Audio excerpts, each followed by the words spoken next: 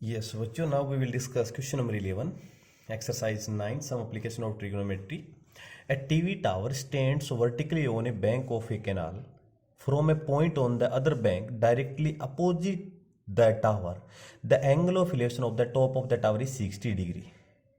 तो पहले क्या करना है आपको, एक टीवी टावर है, वो एक कैनाल के बैंक के ऊपर है। देखो इधर मैं मान के चलता हूँ, ये हमारा कोई कैनाल है, उसकी विड्थ यहाँ से यहाँ तक है कैनाल की, ये कैनाल की विड्थ है बच्चों, ये क्या है, कैनाल की विड्थ है।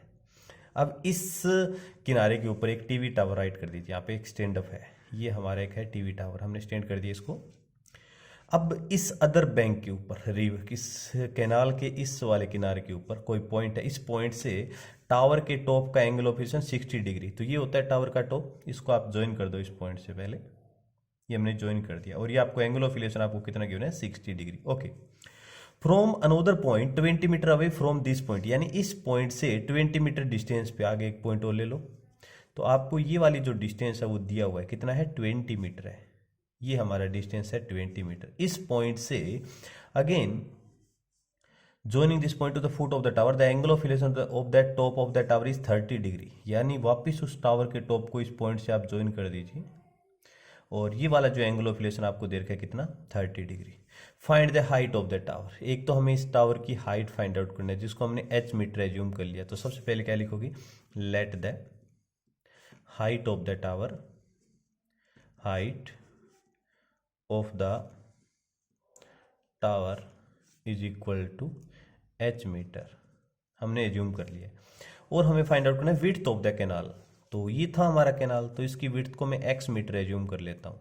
यहाँ पे राइट करूँ, let the width of the canal is equal to x metre.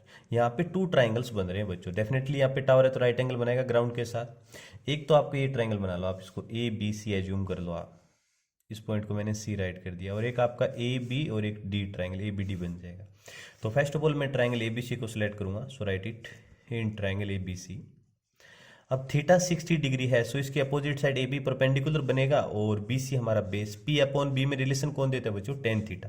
तो tan theta is 60 degree, perpendicular A B upon base become B C, tan 60 is √3, A B is h upon B C is x, cross multiply कर दो, √3x is equal to h आ जाएगा। Understand? तो इसको आप equation number 1 right कर दीजिए एक बार। अब मैं क्या करूँगा, ट्राइंगल ए बी डी को हम सिलेक्ट करेंगे, so write it in triangle A B D. What is theta, 30 degree, so write it tan 30 degree equal to, perpendicular क्या होगा, वही ए बी बन जाएगा, और बेस हमारा क्या बन जाएगा, टोटल बी डी बन जाएगा, so write it B D, tan 31 by √3, A B is h, और बी डी को मैं लिख सकता हूँ C D plus B C, यानी 20 प्लस एक्स राइट कर दो, क्रॉस मल्टीप्लाई कर दो, 20 plus x is equal to √3h आ जाएगा। अब हम क्या करेंगे बच्चों, h की जो वैल्यू है इक्वेशन 1 से, वो यहाँ पे आप पुट कर दो इस h की जगह, तो देखो हमारा क्या रिजल्ट आ जाएगा, ये बन जाएगा हमारा 20 plus x is equal to √3, और h की वैल्यू देखो क्या इक्वेशन 1 से, √3x यहाँ पुट कर दो आप, तो बनेगा 20 plus x is equal to √3 इंटू √3 3x, x को इधर राइट साइड में शिफ्ट करोगे माइनस हो जाएगा, तो 20 is equal to 3x minus x, तो फाइनली हमारा 2x इक्वल टू आ जाएगा 20। तो बताओ मुझे x की वैल्यू क्या आ जाएगी, 20 अपॉन 2 10 जा 20, x की वैल्यू आ गई 10 मीटर।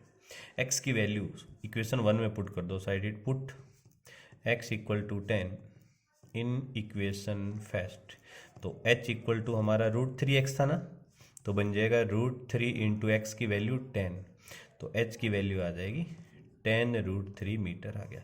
आप चाहो तो √3 की वैल्यू पुट कर सकते हो, बट बच्चों जब तक आपको क्वेश्चन में √3 की वैल्यू देगा नहीं ना, तब तक आप वैल्यू मत पुट करना, यही आपका फाइनल आंसर होगा। h की वैल्यू आ गई और हमारी x की भी वैल्यू आ गई है, तो फाइनली हम क्या लिखेंगे इसको, so height of the tower, height of the tower is equal to 10 √3 metre, and width of the canal, so write it, width of the canal that will be equal to 10 metre. ये हमारे दोनों final answer आ गए। Clear बच्चों? Okay, welcome dear, have a nice day.